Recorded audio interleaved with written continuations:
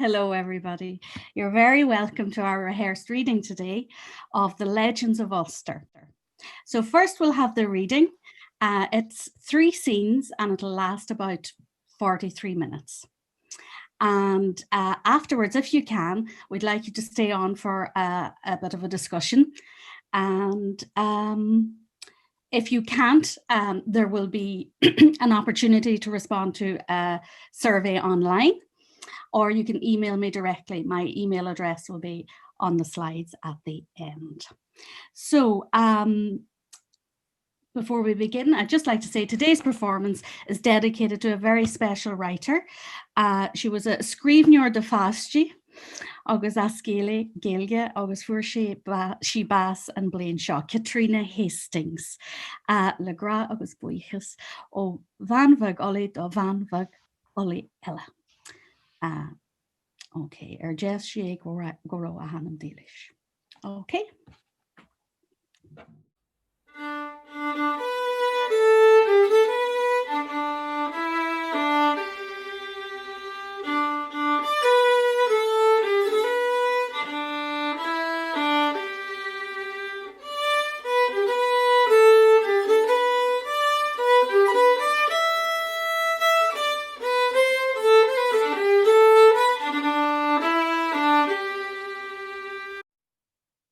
To begin my life, at the beginning of my life, now I'm only taking a hand at you. I'm not going to go all David Copperfield. Mind you, I did do all that in my novels. But I loved writing those tales of Ulster. It was the only time I got to write down the way folk at home really spoke.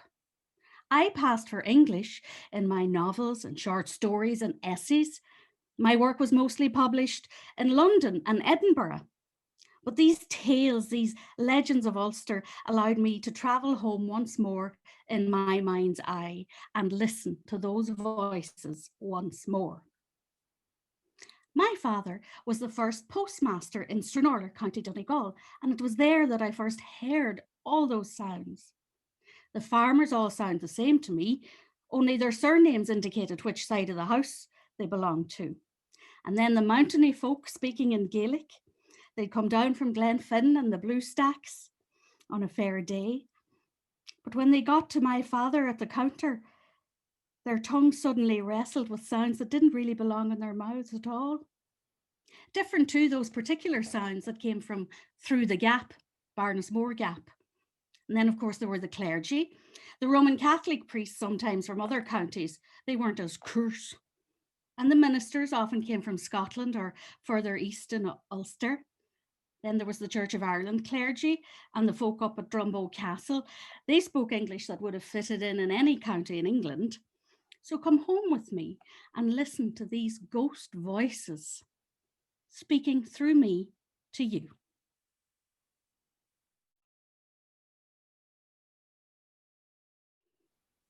Dunlow, 1799.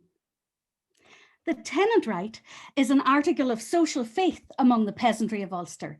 Like all popular ideas, it has a much firmer hold on the minds of the people than any statute. The legal security of a lease is not considered half so sacred as the right of a family who have lit the hearth and tilled the fields for more than one generation. Dennis O'Clery believed that his house had been built and the farm leased by one of his ancestors when the last of the O'Donnells ruled in Donegal. Successive O'Clerys traced their origin to the halls of Tara and were bards and scribes to the princes of Tyrconnell. When Dennis O'Clery's lease expired and the landlord in consequence raised the rent, calamity followed misfortune. My 2 sons, Michael and Dan, were drowned fishing in Dunlow Bay. And Phelim and Pat had to flee to America. The revenue officer came on their still, and in a scuffle wasn't he shot by mistake. Then Honor and Una went away in the middle of the night with 2 of the Finnegans and never came back. And thanks to that recruiting officer, they're away to the West Indies. It's only me and Dennis now. Oh, aye, and poor Biddy the crater. That's me, Biddy the crater, the eldest. Even before the girls went away, All the work was my share, inside and out. The spade in the day and the spinning wheel at night. I never got to go to dances or fairs. Nobody ever thought to ask me. Indeed, the youngest Mrs. O'Clery had decided Biddy was no beauty and acted as though her Cinderella-ship was existed by a species of divine right, one which her parents did not contradict. Dennis O'Clery, simple, good-natured, and indolent, notwithstanding his ancestry, could neither read nor write and knew nothing beyond his own land. He would have taken any advice, except a wise one, especially if it interfered with his habits, which were, in short, to talk much, do little, and smoke his pipe. You have him. That's Dennis Shirley. Oh, what can I do? Only go round me beads. Blessed mother, what did we ever do to deserve this?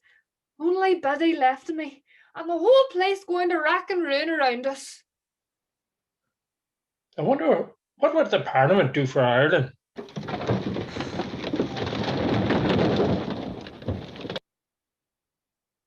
What in under God was that? Damned if I know. The whole rear of the house came down in one slap. Nothing but bits of timber every road. And poor old Bessie, under the whole heap of rubble, kilt dead. Mighty convenient firing, but... Bessie, the best milking cow we ever had. The last cow we had, and damn the hare he cares about Bessie. If it had been the Lord's will to let the house stand and the cow live, I would have been thankful surely. But look at the firing we got. Each successive generation of the noble family who owned the land around was supposed to send an heir at some stage in his reign, but an agent was sent in his stead. The new agent, the Honourable and Reverend Deborah Hardman, as he delighted to style himself, came in the double capacity of agent and rector. It did not take him long to realise that O'Clery had paid no rent in 5 years. Biddy, here's a paper from the agent. The schoolmaster says it's a notice of injectment. Injectment, mind you. The agent? He won't be hard on the poor, and him belongs to the clergy, will he? Clergyman or not, him and his servants ate all the fowl in the parish and gave no pace day nor night in the inn, according to Sweeney. I'll go to him and see about selling me tenant right. It's little I thought I would come to that. But the price is what keep us in comfort and save your bones. Biddy dear, it's a good girl you've been to us. Ugh, Father. But mind that I mind, Avory, who's the dark gentleman that they set in the ditch and helped you with the creels yesterday? Sure, that was the Scotchman that come with the new agent. He says he's going to make a grand garden hereabouts, Father dear. Sell the tenant right as fast as you can, for I'm thinking the agent has a notion on our place. Reverend Deborah Church had an attendance of 15 at the Sabbath. No congregation was expected. The tithes were small and the glebe house in a ruinous condition due to the long vacancy. Irish, which, by the way, was equalled by his ignorance on the subject, a horror of popery, a glory in belonging to the established church, and an antipathy to all dissenters except his Scottish gardener, Mr. Mcpherson. Mr. Mcpherson was from the Highlands and accustomed to hard work. His trustworthiness and sobriety soon made of him Mr. Hardman's right-hand man. The limited means of his present position weighed hard on that reverend gentleman. Yes, I am a country gentleman, if not a perfect aristocrat. I keep a carriage with my arms on a panel in which my lady pays her visits. He takes the horses from the plough and the cart. I have a coachman in livery. The coachman plants potatoes and cuts turnips for the cattle in the same livery. The governess instructs my 6 children in music and the modern languages. Miss Taylor helps on churning days, mends garments and smooths for the entire family. Our annual ball for the gentry will be the toast of the county. It'll take a whole year for the shopkeepers to get their money out of him. These Irish, what petitions for abatement, prayers against process, and decree under appeals beset me here. Only those who have filled a similar office in Ireland could guess. Ah, yes, of course. Here comes O'Clery. And he's smiling. Why is he smiling? Come about me tenant right, sir. What's your business? You see, the house is down, and Biddy the creator, can he work the farm? And? Shame a hate grows on it but wins. What does your honour think I'd get for it? My good man, I am astonished at your ignorance. There is no such thing as tenant right. No such thing. It's the farm where my father lived and laboured, where I wrote all me days, late and early, and me children, them that are left the country and them that God took from me. Never speaking about poor old Biddy the Greater. It is absurd. Never recognized by English law. If you have no lease, your farm is the property of your landlord. Wouldn't you allow me something from me tenant right? No. It's contrary to my principles to encourage such popular errors. But as I intend building on the place myself, if you leave it to my consideration. Your consideration? It's expecting wool off a goat task rent off me. So it seems. Or a bad luck to you. Do you take the O'Clearys for dirt under your English feet, have you? Weren't me ancestors poets and musicianeers? Every man of them at the Hill of Tara. Turn that man out. I'll never leave till I get me tenant right. You were but a tenant at will. That's all we are to you in this world, me young man. And them that takes my farm without paying for the labour it cost me, will get the reward, either here or hereafter. Bad cess to you. There'll always be an O'Clery on that land. Meantime, the wrath between Dennis and the agent went on, and so did the ejectment process. Passers-by remarked that Biddy's face was more regularly washed and her hair kept smoother than it had been in former times, and that the Scotch gardener was occasionally observed nearby. But after the 6 months' notice, the O'Clerys were evicted, and the last remnant of the old house was levelled to the ground that it might never shelter them again.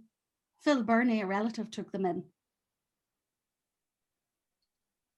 But the cold and grief of that starry November night were too strong for the aged pair. They groaned in their sleep till morning and then awoke with those terrible symptoms which the Irish peasant has learned to dread as tokens of typhus fever. Kitty sunk rapidly and almost in silence, but the old man had wild fits of delirium. And he talked of better times, of his absent children, and more than all, of his tenant right. Biddy of Urine, I think I'm growing young again. It's a long life that Katie and me have had, and maybe we didn't do as we should have done by you, darling, when Una and Honor were here.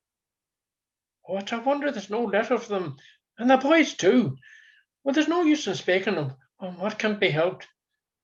But Biddy, as I'm going, take care of that gardener with his good clothes and his grand stories. Mind, he's a black Presbyterian. Oh, father dear, you're raving. Sure, he's a gentleman, and not for the likes of me. If the Lord would spare you and me mother, it's all I would ax.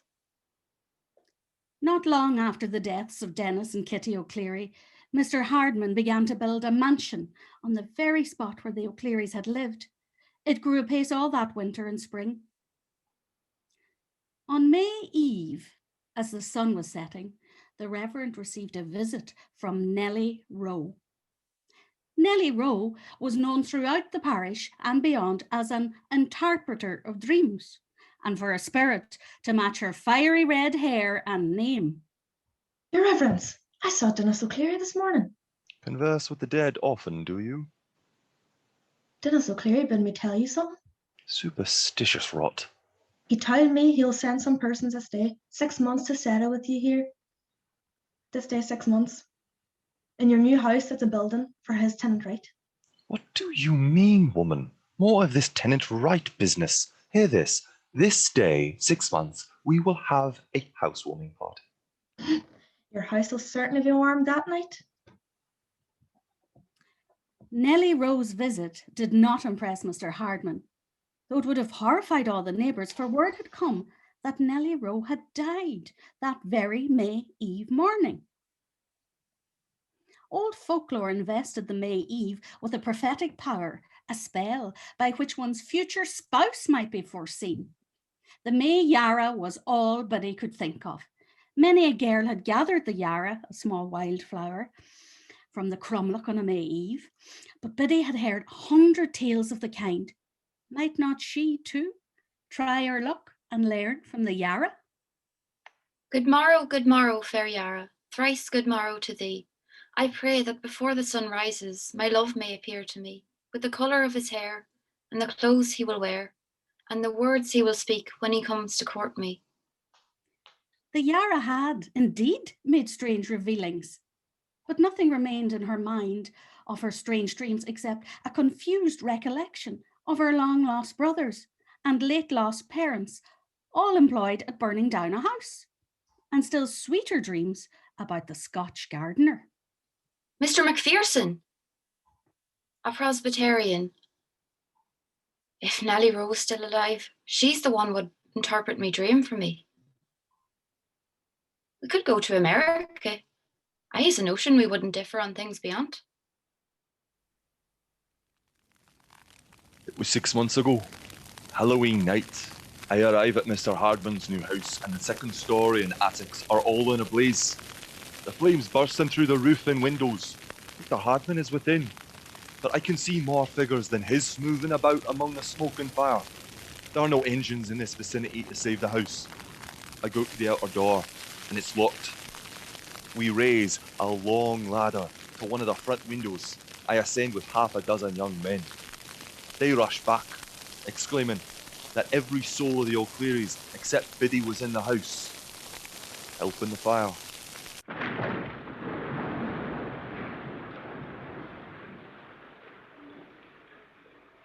The next moment, the attic floor falls in with a crash of burning beams, carrying the first floor with it. Wild cheers fill the air. I scramble down the ladder, and the fire seems to die out of itself. And when I force a door, the charred and blackened corpse of Hardman is lying among the embers at my feet. 6 months later, cheering letters came from the newlyweds. Mr. and Mrs. Mcpherson telling of a pleasant voyage and a new home found among the cornlands of Tennessee. There, the newlywed emigrants and their industry had a promise of comparative wealth, and Donald and Biddy saw no fears in their future. He should have hated poor Nelly Rowe's ghost, drowned that very morning off the coast of Kerry on her way to America. Oh, she knew what was coming to them.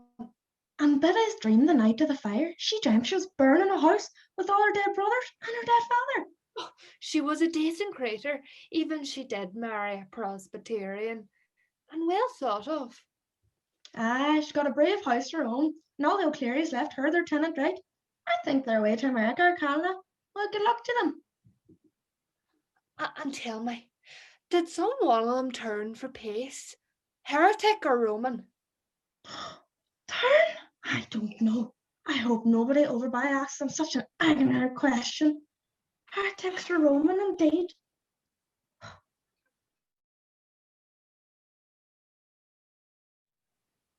The unlucky birth. Gap.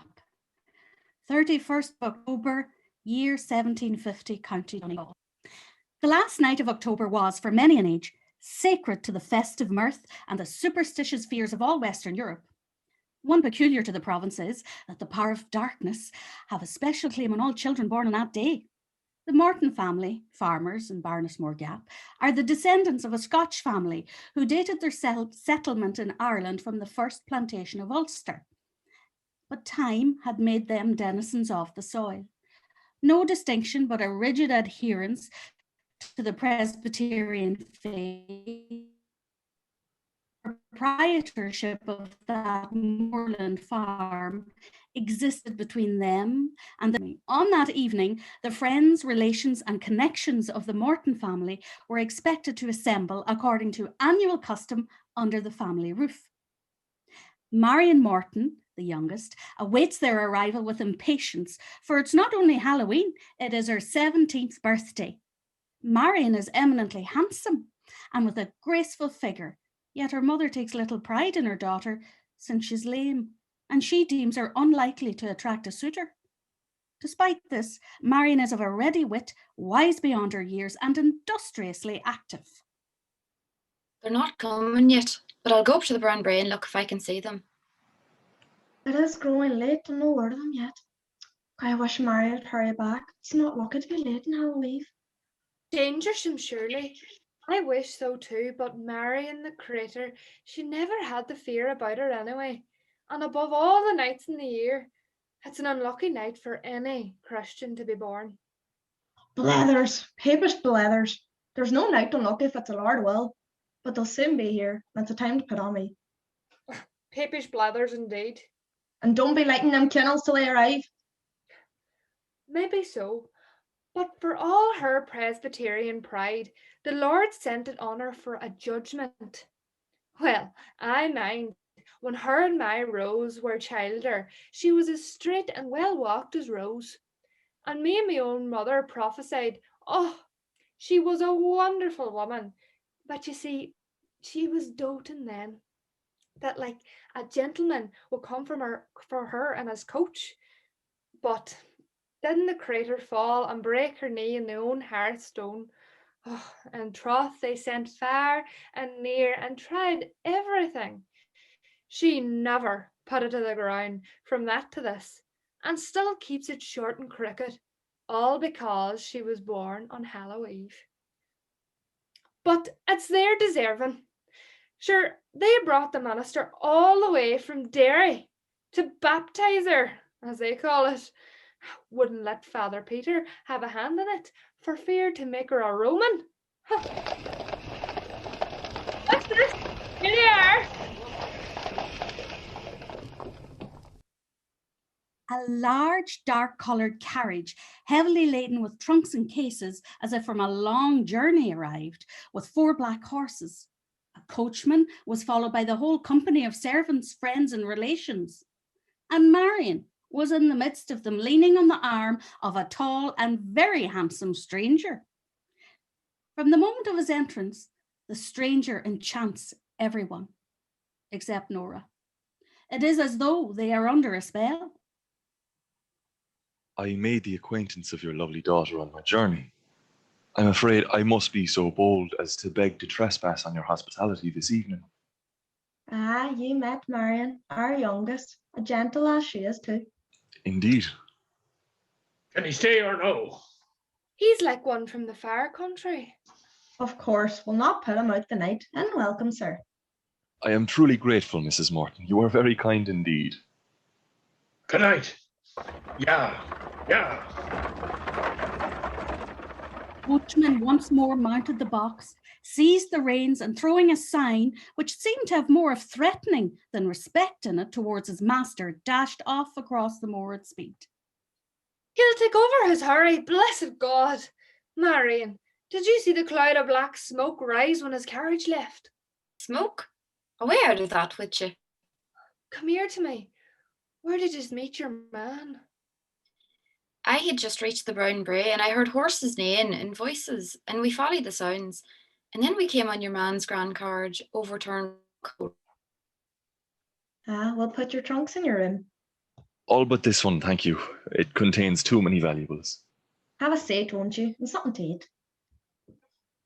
To the young, I spoke of their chances in the games of the night, laughed at their jests and joined in their merriment.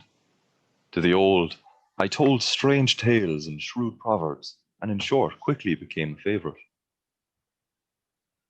His popularity was considerably increased when he opened his well-stuffed trunks and distributed presents so liberally, securing him not only the praise, but the gratitude of the whole assembly.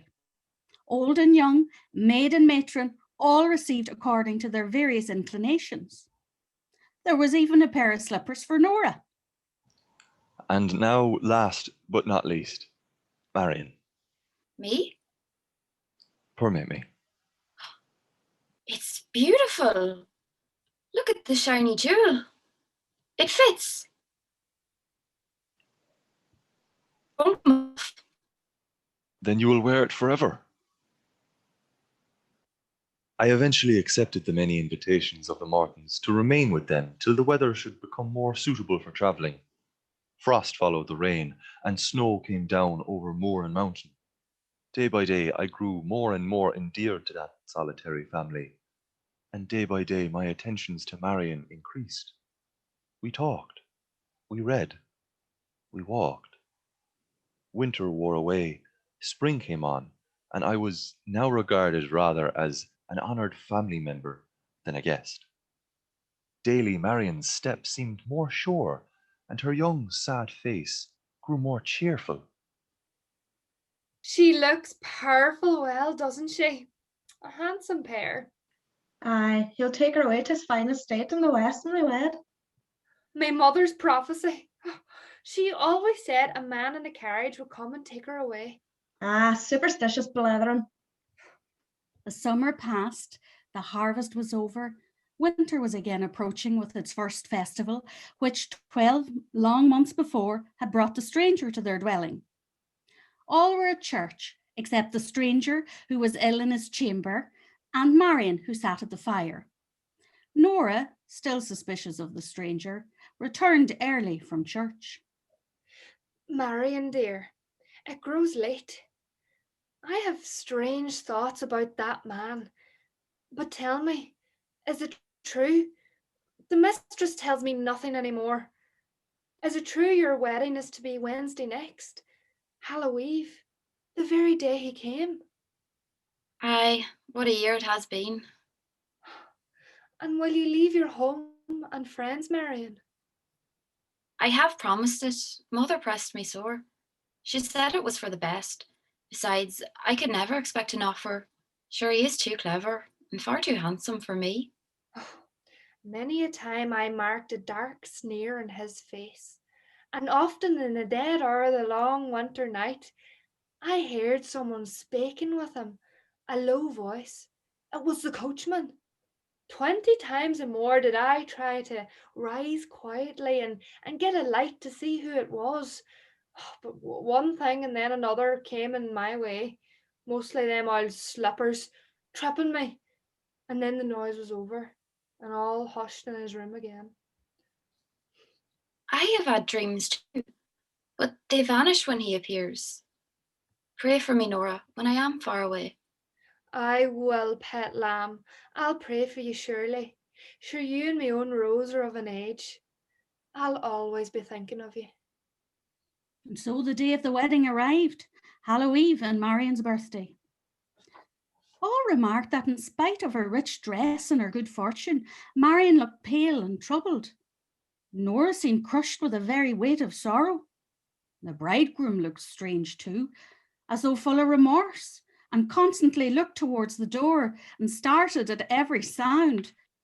The old clergyman who had baptized Marion joined their hands, and at last, after many counsels and expositions and a lengthy concluding prayer, the pair were married.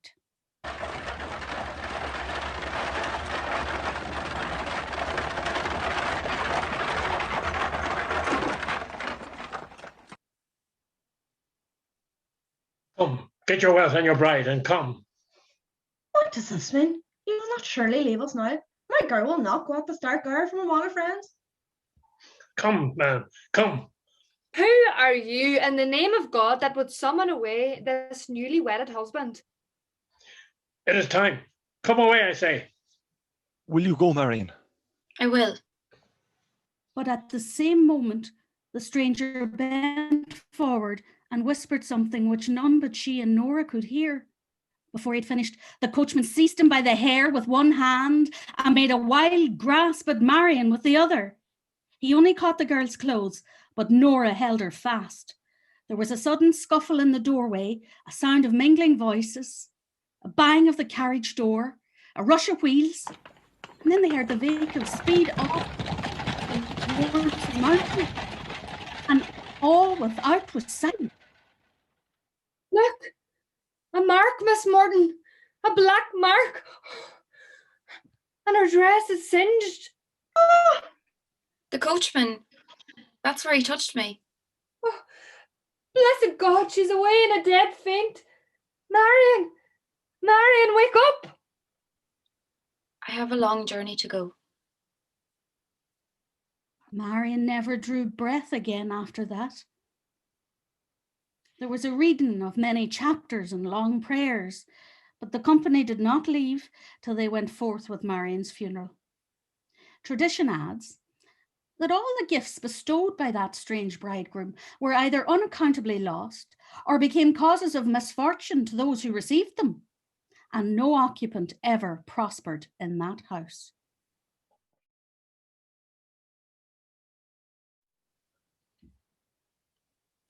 O'Donnell's Penance, Donegal Town, 1773.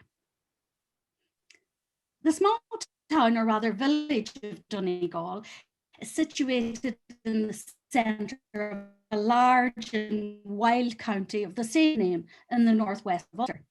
The place possesses some history and much tradition connected with two remarkable ruins in the immediate vicinity: the feudal fortress, once the stronghold of the chiefs of Tyrconnell, the O'Donnells, and the other is the ruins of a Franciscan monastery. The home of Sir Roger More O'Donnell of Glashagh, self-styled last lineal descendant of the Tyrconnell chiefs in their native land. The last of the O'Donnells differed little from the Irish peasantry of the period in the matter of property, except that he occupied a long old house called in that neighbourhood the Bawn, and some 100 acres of scanty pasture and unreclaimed heath. Despite the degradations of ever-decreasing wealth, Roger claimed many distinctions from the local peasantry and declared that Ireland had not the equals of his children in blood or beauty. According to Roger, his daughter Áine, a girl with a wild flow of free and boundless spirits, bore much of her ancestors' ancient pride and fiery resolution. Lady Nelly! Lady Nelly! That's Miss Una's hand. I can't read. She's flit. Not a stitch left in the room belonging to her. Give it here. What will Sir Roger say? A flood? A Presbyterian? They say James is a very sensible young fella. James? Oh, what do you know about this business, Bridget? No, I hate ma'am, only what I'm telling you. She's away through the low parlour window. She left her rosary beads and crucifix on your bed. Oh, the shame of it. The disgrace of it. What will Sir Roger say? The shame will kill him. You'll go clean mad. Hold your tongue. She wasn't supposed to marry a noble, a Spanish prince, a descendant of the O'Neills. But this, a farmer boy. Where did she even meet him? I don't know. She was supposed to have a wedding feast as grand as mine, and a dress with a big... Aye, with the 10-foot yellow satin train. Saffron, Bridget, and the finest of satin. Aye, I mind it well. All that smooth and afeard to make a hole in it. What are we going to do? What do you mean? What do you mean, Lady O'Donnell? What do you mean, Lady O'Donnell? When Roger hears this, we'll have to go away. How could we hold up our heads? You know how pious he is. She's damned, and she's damned us all now too. That's a terrible thing to say. And her sisters and brothers. What will happen to them now? The effect of that marriage on the household was strange and terrible. Roger More disposed of half his land, and with the proceeds his son set off for Rome to a monastery, and his remaining two daughters next day took their departure for a convent in Limerick. Sir Roger and Lady Nelly headed south to the seat of her ladyship's relations. Years passed, and swift were the ravages on that family. First, the young monks died, one by a visitation from God and one by malaria. Then the two sisters died of typhus fever caught in the Limerick hospital. And lastly, Lady Nelly died, buried by her own desire in her saffron, satin, train and all. Sister Sir Roger returned to the bawn, and this brings us right up to the time of our tale. Did you tell him what happened to poor Áine? Oh, she's a lovely lassie. Shh. At first, the pair seemed happy in the affection of each other. The young man's family were reconciled to the match, and Áine conformed to the fashions and faith of the people. She never asked to be forgiven, never spoke of her family, except in her sleep. She's always speaking away in her sleep when she was upset. The young woman grew pale and thin and died in childbirth.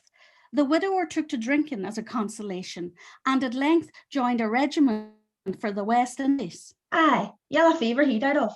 Away out foreign, but her uncle and auntie reared the wean. A wee cotty, Katie. I never seen Áine again, and I never got to see Katie.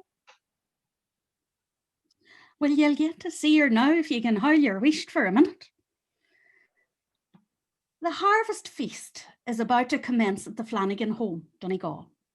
Regarded as well-to-do by their neighbours, and having no rank but some industry, all are welcome at the Flanagans. Rarely can the difference of religion overcome the social disposition of the peasantry in Donegal, despite its fatal effects elsewhere in Ireland. Sure, she's only young yet. Frank's not too young to be paying attention to Katie Flood. Lovely lassie she is too. She is, and good-natured, and her an orphan from birth. God be good to her.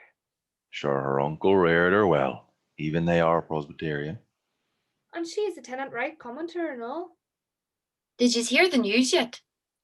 What kept you, Mary? Traps and be out at Doherty's. Did you hear yet or not? What are you clavering about?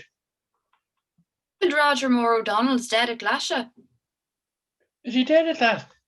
Then we'll have a wake in earnest. Divil awake nor wake you love. To my certain knowledge, Old Bridget the servant will not let in any Christian to the bawn. Never away. Never awake. What will Ireland come to? Or what will become of it? When the last of the real O'Donnells is let go to his grave without a wake? He deserved it, the old sinner. It was only for his hard-hardness to Katie Flood's mother, the crater. Aye, and the pride of him sitting with his hat on him in the chapel and saying Ireland didn't hold a priest that was good enough to confess him. Do you mind him making the neighbours call him Sir Roger, and the wife Lady Nelly, and her in her 10-foot train of saffron-coloured satin? Even old Bridget had to be called Mistress Bridget. They were all as bad as himself, thinking his two daughters going away to the convent in Limerick, and his sons away to search for their grand cousins in the monasteries of Rome, all over the shame and disgrace at their sister's match. God save us. Wasn't it strange that every son of them died before the old man? And Lady Nelly, buried in the old yellow satin dress she arrived in. Well, they're all there now, under the sod in the old monastery. No, poor Áine's buried with the Presbyterians and the rest is scattered all over. Maybe it was a judgment. Wished, Mary. Weren't the O'Donnells kings in their time? Didn't they own all the land that lay between Lough Erne and Inishowen? And didn't the heretics take their grand castle and their blessed convent, where one of them never got rest or peace? And how did old Roger stand his daughter marrying a Protestant? And Katie Flood, she's a good girl, a pretty girl. But if a lady's child was to do that to what her mother did, when would you ever get over the disgrace? Oh, no, it wasn't as big as disgrace as all that. Frank, I'd like to know what you're signing to the door for. Katie Flood's coming up, mother. I see her bonnet passing the window, mother. Ask her to stay, for her uncle's a Presbyterian and the crater's no fun. Remember, she's an orphan. Good evening, ladies and gentlemen. You're just in time, Katie, a very just in time to give us the pleasure of your company. Off with you, Frank, and tell our decent uncle that Miss Flood's going to stay with us till the morning, because it'll be late before all the fun's over. I'm sorry to... Stay and welcome. If you're sure now, I don't want to... I'll take your shawl for you. The harvest feast was as merry as most assemblies, whether in a hut or a hall of the land. The death of Katie's grandfather did not lie heavily on any heart present. And now a parting glass to them that is far off and them that is gone. Bless us. Who could that be? Is Roger Moore O'Donnell of Glashaw dead? We hear so. Won't you walk in, sir? No, sir. My journey was long, and some of you may yet see the work I have to do. Good night. Who under God was that? He has the look of the breed of the O'Donnells about him. He's dark and proud looking, but monks don't wear the on get up anymore. I suppose it'll be a big funeral after all. Looked like he is heading for the castle. Maybe I should have sent him to Bonn. Great was the wonder and many of the speculations that visitation created among them. Bridget confirmed that the monk did not appear at the Bonn. I could have said that, but On the following morning, there was gathering and gossip in the village, for the last of the O'Donnells was laid among his oft-mentioned ancestors. None of us rested by the old man. All had died far away but Áine. She was laid dead among those whose faith she had chosen. The next Sunday, Frank determined to see Katie on her own. Mary dear, I'm going to ask a favour of you. Out with it, Frank. Sure, there's nothing in life I wouldn't do for you. And maybe it's not to tell me that you're going down to the Presbyterian meeting house to see Katie Flood and walk home with her from the night preaching. More than that, Mary, I want you to say you forgot your rosary this morning at Father O'Cleary's and asked me to go down for it. Mind what I did for you and Neil Doherty last Sunday after chapel? Well, here's the beads for you. God help us, Frank. I wish 'twas another place you were going, but mind, be back soon, and I'll go in and tell the story for you. Go on, I'll set up for you. I got the Isle folk to bed, and I sat on and on that night till there was only a wee grief-shock in there. can I not tell this, but No. Sure, this is the bit where you die. oh, I did, I suppose. Sorry. Then I fell asleep, I suppose, and Frank came tearing in the door, white as a ghost, like the devil was after him. Frank, what ails you? And what kept you? I have seen this queer sight, one I'll not forget in a hurry. Did you go to the meeting house to see Katie? I did pretend to hear the night preaching. After that, to be sure, we had Tate, Katie's uncles, and Katie spoke with me after a while outdoors. And I was coming home past the old monastery, and there came a glare of light, and a monk. And I declare to God it was the fella that came on harvest night. Come in, young man. This is the night of O'Donnell's penance.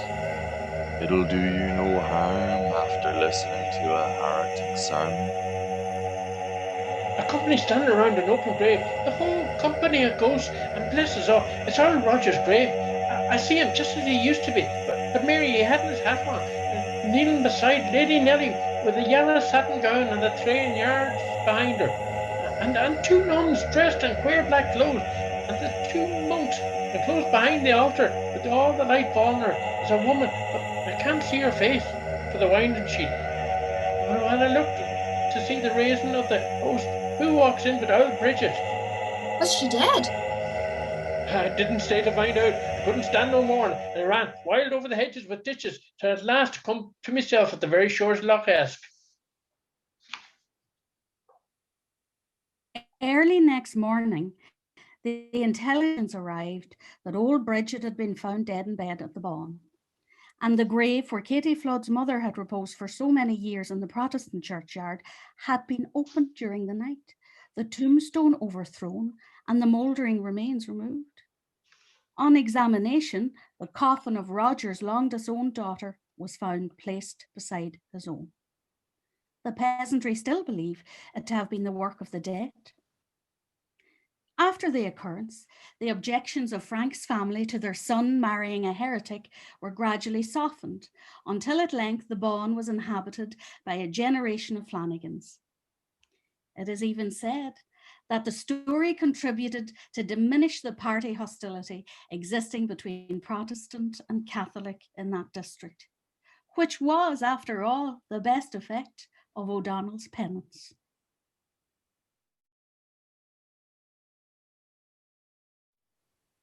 In Stranorlar 2021, there's a study, Frances Brown, the blind poetess of Ulster. No,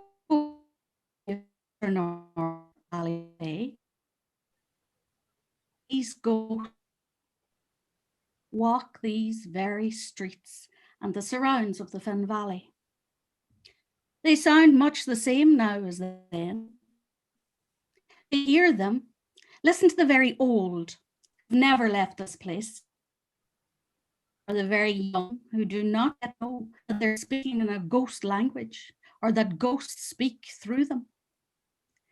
Better still, listen to them together, for age will rarely resist the temptation to tell a tale.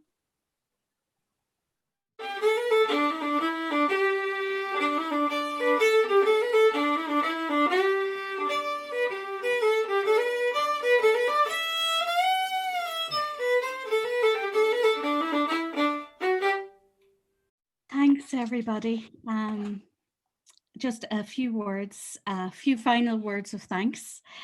First of all, Dr. Sarah Hoover, who has been the technical wizard for us here, working with sound effects, images, and music with incredible sang-froid. Thank you very, very much. I'd also like to congratulate as well as thank Dr. Hugh Murphy for organising an extraordinary festival here in the university, which has showcased new, forgotten and marginalised work about Irish women. It is an incredible achievement, especially in a pandemic. So congratulations and well done and thank you.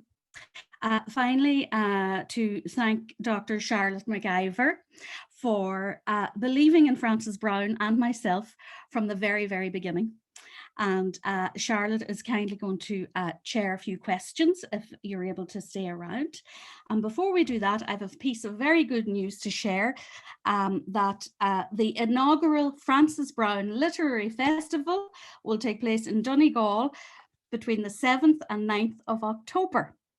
So you can book your breakaway in Donegal, mark those dates, and so hopefully there'll be some iterations of what you've seen today during that festival. So with that, we'll move on to the questions. Actually, I feel I must thank the actors as well. Even though I was acting with them, they dealt with a very complicated script under difficult circumstances and did extremely well. So I'd like to thank all of the actors for their lovely work on this piece. I am indebted to you all. Okay. Great. Well, thanks so much. And it's such a joy to be here. And thank you for those lively and energetic performances on such a rainy and gloomy day. It's been such a gift to be here. So Shirley, as Shirley-Anne said, I've known her and this project for a long time, and I'm currently her PhD supervisor. So Shirley-Anne, just for those who are present who may not be familiar with, and also to give you a chance to rehearse the own context of what you've just done, can you talk about where this reading fits in your wider PhD project and what happened to get you to today in terms of this reading, which is an adaptation of one of Frances's works? Yeah, well, I suppose the beginning of the story of the PhD began with Lady Gregory and a desire to renew interest in her work. And as we were trying to find methodologies, ways of doing that, I was still playwriting about Frances Brown and viewed it as a very separate activity.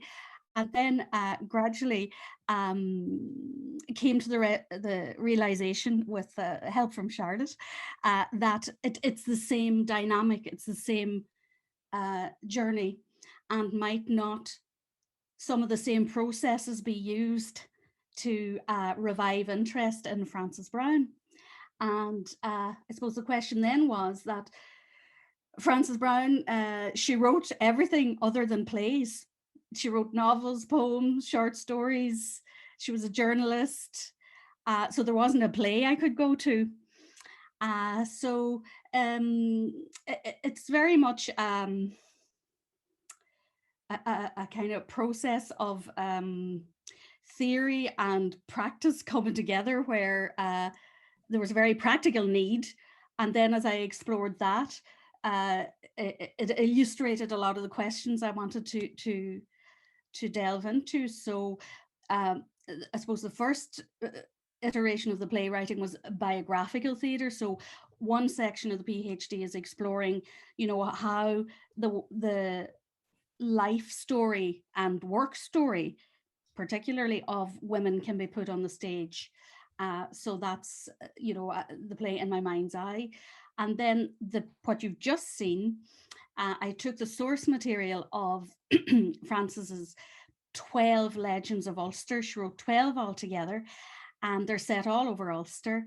And the first time I read them, I was really taken by her use of dialogue.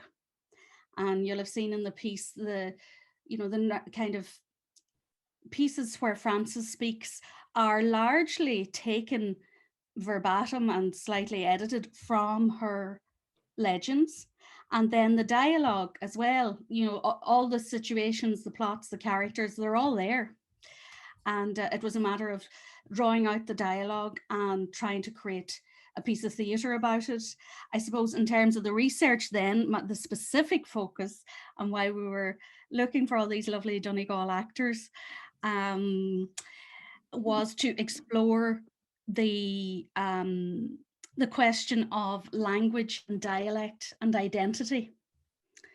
And that's sprung from a realization that both Lady Gregory and Frances Brown, they've a very hybrid identity, and we're asking ourselves, who do they belong to? Whose history is it? They both considered themselves, would have called themselves Irish, referred to themselves as Irish. And, we know Lady Gregory's ascendancy background. And Frances, she was born in Donegal, Presbyterian background, but she spent most of her working life in England and Edinburgh. And, that there was this high level of English in her, sort of the novels read like Dickens, and that she could hold all these genres. It makes her all the more remarkable. But part of that is to do with, I believe, with this all the complex elements of her identity, and the fact of being a woman comes into it, where she was from, her disability, she was blind, comes into it as well. So I'm not sure if that's begun to answer the question, Shirley. No, it has, and it's touched on so many points, and it's interesting to hear you summarize it and then reflect back on where it came up and what was performed today. And indeed, all those layers were very clear for me. I'm going to take it perhaps in an unexpected direction that relates to one of the questions that you're asking on the survey. And for those attending, we'll email out the link to the Survey Monkey following this, or if Shirley-Anne has it to hand, we can drop it in the chat as well. So I want to give this question to you, Shirley-Anne, but also open it up to the actors, because one of the things that you're interested in is the relevance to the work, to this piece to now, which for me relates to how the actors experienced or kind of lived the text as they're working with it. And I thought of something actually really maybe a little bit left of center or not. I hadn't quite dawned on me, or I hadn't thought about until this moment, how this is set within the 18th century, which then made me think of Bridgerton. Okay. And one of the things that you're dealing with within your project is like, how do we bring this work to a contemporary audience? What is the intersection with the now? How is her voice represented in the work? And of course, Bridgerton is doing something very different, but it's trying to bring the 18th century into the now through various tactics that are perhaps more radical than what you're employing now, but maybe could be looked at in the future. So I suppose I'd like to open it up to see, I suppose, for the actors, for Shirley-Anne, in terms of the intersection with the now, where did that hit you as performers? in performing it, or in comparison to other Irish theatre texts? And are there maybe even more Bridgerton radical sort of ways to open this up for future audiences? Well, can I first apologize to the cast, because I told them they were off the hook. Oh, And sorry. now they're on the hook, but I'm sure they're well able to answer our questions. I'd be very grateful for your comments, guys. If any of you want. I thought whenever I first got the script, I was like, wow, it's really hard. Like, I feel like my granda still talks like that, if that makes any sense. So whenever you're saying bringing it to the present, I feel like it's still there in like the older generations, if that makes any sense. But the whole Bridgerton aspect is so interesting. I would love if this was like developed into that. That'd be so cool, because I think the stories are there. You know, the wedding one was really cool, and the devil, and you could play so much with ghosts and stuff. But yeah, I don't know. Does anybody else want to say anything? Well, it was more to do with the voice that I'd like to address, is insofar as, I mean, people will think of the Donegal accent, but you know, the accent that runs along the border, the East Donegal accent is quite a different accent, and much more influenced by Scottish influence than the West Coast, which has a much softer S sound, which I mean, I've been 40 years in Galway now. My parents were Wexford, so I don't, it's not entirely natural to me, the accent, But when I was growing up, I was known either as Hughie, Huey, or Shuey, depending on which part of Donegal the speaker was from, So, but that influence of the Presbyterians and Protestants, particularly along the East Coast, or the east border, I should say, of Donegal, it goes very deep, into the soul of a Donegal, and unfortunately, well, even when I was growing up, I mean, they were still perhaps regarded as, I won't say outsiders, but they weren't, by many in the Catholic community, wouldn't be regarded as natural Irish, let's say, and there was always that suspicion. That's really helpful, Hugh. And I think in terms of those complex questions around identity, belonging, the nuances of accent, or where you're from, they're certainly very much with us today, living in contemporary Ireland. And, as you realize it here, or if we thought in terms of how could you even crack it open further. Do the other actors want to say anything about the experience of acting within the text and inhabiting this landscape?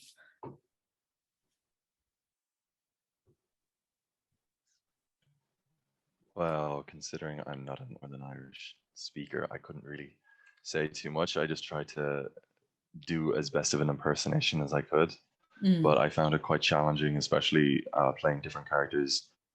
Considering the stranger who shows up in the second story, it wasn't until we actually read further into it that I just instinctively gave him a Western Irish accent just for a bit of variety, and in all likelihood he would have been Scottish. Which again would have led to that relationship consisting between the two of them. Yeah, and it was your kind of device within the stories, Peter, as that kind of floater, the outsider, was really effective, I thought, in this realization of it. Shirley-Anne, on as well in terms of the devices of how we move within and between the stories, sound took on a really big role in what you did today, which I know in a previous talk that you gave in the School of English and Creative Arts earlier this semester, we talked about the tropes of melodrama in Frances Brown and what she does. Today I found myself also thinking a lot about the Gothic, which maybe we'll pick up in a later conversation. But can you talk to me about sound and how that was animating what you were doing here? I guess it really, Charlotte, necessity being the mother of invention, trying to and reintroduce theatricality when you're not on a stage and you don't have an audience. So it's just started out as an experiment, and I rated BBC Sounds, and there were loads, and they were great, and like it was amazing that Sarah was able to put it all together for us so quickly. And I suppose it also made me think about, I was thinking about radio, and I was thinking about storytelling, because at the end of the day, you know, these tales would have probably been read out around the fire or whatever, whoever could read them to everybody. So it is, you know, it was about the voice, and it is about what we could hear. And I suppose the limits of you know, what you can do in a Zoom drama, you know, in a way actually made us focus more on the voice. For example, we weren't really thinking about the body much, or movement, or any of that. You know, it was more through the voice, and obviously focusing on the dialect and that. Yeah, and then the very fact of having to almost signal. It didn't quite, I think, I'm not sure if we saw did we see the cards for the scenes? Or Yeah. maybe it was just the screen. Oh, they did. Brilliant. Whatever screen I was looking at, I didn't see them. I wasn't sure if they'd gone up. So that was sort of the idea of from the movies before the talkies, you know, when they'd have the card telling us where they were, and sort of the fact that we didn't hide some quick costume changes, just suggestions of costume. But I think it was Peter pointed it out yesterday. There's a great charm in that sort of, you know, not worrying about the illusion, you know, that it was just telling the story in the best way we could with what we had. And the engravings as well, I suppose I was getting Boucicault vibes in terms of thinking of the publication of some of those works, and like the engraving of like the coming off the tower and the Colleen Bon and the fire and all that. So that intersection was also really interesting. And I suppose in hearing you talk about that as well, you know, Frances Brown, to my understanding, and please correct me and I may be wrong, I don't think went out and collected tales in the same conscious way as part of the kind of ethnographic turn that Lady Gregory would have been part of, and along with Yeats and so on.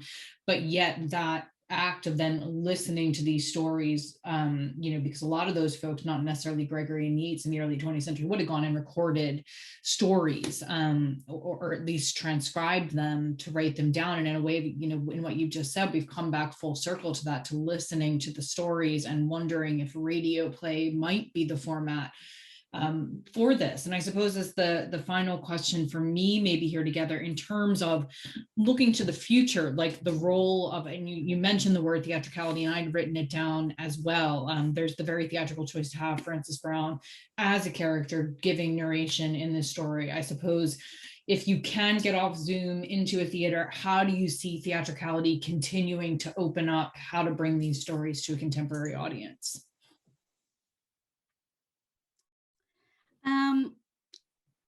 I think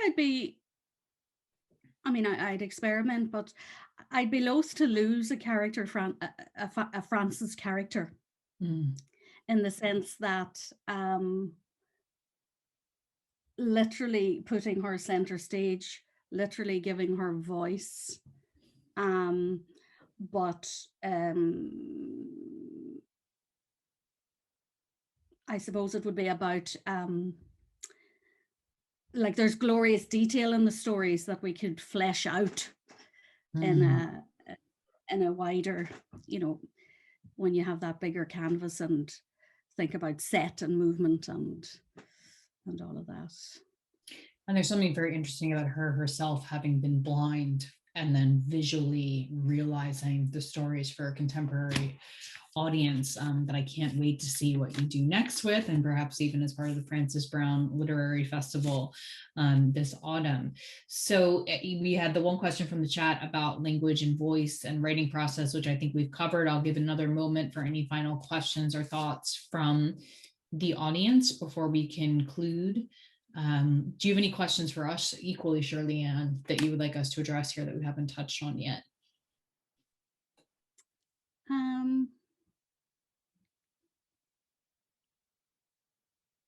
Not at this second in time. I'll be interested to hear from the audience as well, and to I will send out the survey. I can't put it in the chat this moment, but I will email it out. So there's an opportunity to do that, or to email me with specific questions. Obviously, the Survey Monkey is anonymous, and the other one, you can get me directly at the universities online. Well, then I suppose it stands to me to say thank you to everyone for coming here, for the generosity of the work shared by the artists, to Sarah, to Kira, to Patrick, for organizing and pulling off these events. I really look forward to seeing what happens next with Frances Brown and with this project. So thanks so much, everyone, and have a wonderful day.